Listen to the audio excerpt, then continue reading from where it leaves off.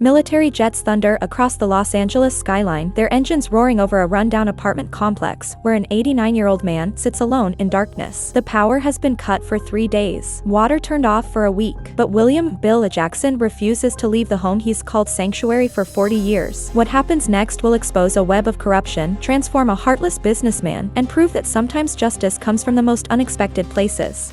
Bill Jackson wakes to the sound of heavy boots in the hallway. For 4 decades, this modest rent-controlled apartment has been his refuge after serving in the frozen trenches of Korea. The Purple Heart on his mantle catches morning light as strangers pound on his door. "Time to go, old man," a voice growls through the wood. Vincent Castellano stands in the building's lobby, adjusting his expensive suit while his hired muscle waits for orders. At 42, Vincent has perfected the art of legal intimidation. He's transformed dozens of buildings like this one, displacing families to maximize profits. But Bill represents his biggest challenge yet. "Cut the utilities," Vincent commands his property manager. "All of them. Make it uncomfortable." Within hours, Bill's world goes dark. No electricity, no water, no heat. The decorated veteran who once defended American freedom now finds himself under siege in his own home. Days pass. The harassment intensifies. Strange men loiter outside his window. His mailbox disappears. Someone breaks his door lock. But Bill Jackson didn't survive the Korean War to surrender to a bully in a $1,000 suit. On the 7th day without power, Bill's arthritic fingers dial a number he memorized decades ago. 3,000 miles away, Colonel Mike Jackson answers his phone during a training exercise at Edwards Air Force Base. "Uncle Bill, what's wrong?" The old veteran's voice trembles as he describes the torment. Mike's jaw tightens with each detail. "This isn't just family. This is a fellow serviceman under attack.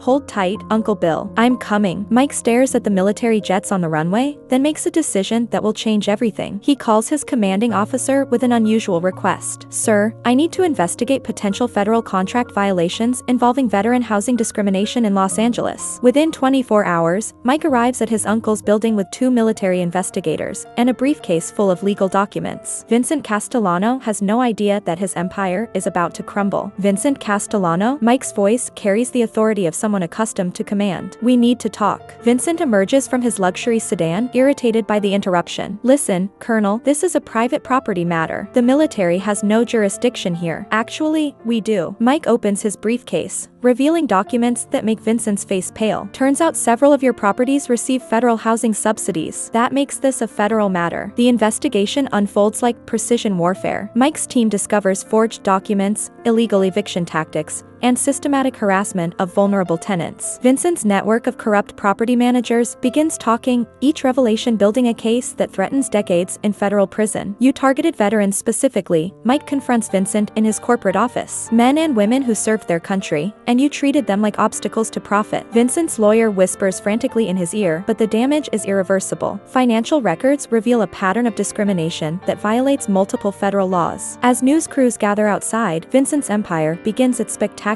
collapse. Facing bankruptcy and federal charges, Vincent retreats to his childhood home in Queens. In the dusty attic, he discovers a box of his father's belongings, medals, photographs, and discharge papers from World War II. "Papa was a veteran," his elderly mother explains, tears streaming down her weathered face. "He fought in Italy, came home to nothing. Nobody would hire him because of his accent, his name. We lived in a basement apartment for 10 years. Vincent stares at his father's Purple Heart, identical to the one he saw in Bill Jackson's apartment. The weight of realization crashes over him. His father had been exactly like Bill, a decorated veteran treated as disposable by greedy landlords. He died believing America had forgotten him, his mother whispers. "Broke his heart." For the first time in decades, Vincent Castellano weeps. Not for his lost fortune, but for the man he'd become, everything his father had faced, everything his father had hated. 6 months later, Bill Jackson opens his door to find Vincent standing in the hallway, not with thugs this time, but with construction workers and architects. "Mr. Jackson, I owe you an apology," Vincent begins, his voice breaking. "And I owe you much more than that." Vincent explains his transformation. He's converting all his remaining properties into affordable housing for veterans. Bill's building will be the flagship,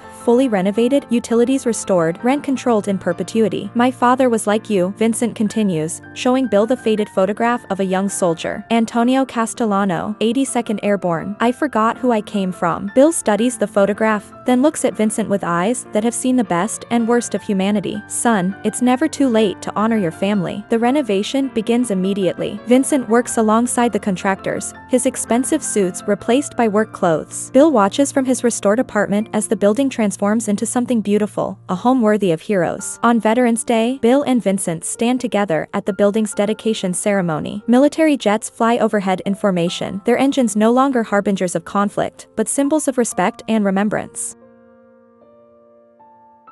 Share your own stories of transformation in the comments below. Have you ever witnessed someone completely change their path in life? Have you experienced the power of family loyalty like Colonel Mike showed his uncle? If this story moved you, hit that subscribe button and ring the notification bell. We need more stories about ordinary people doing extraordinary things, about families standing together, and about the courage to admit when we're wrong and make it right. Your subscription helps us share more inspiring true stories that prove humanity's capacity for change. What other stories of redemption would you like us to explore?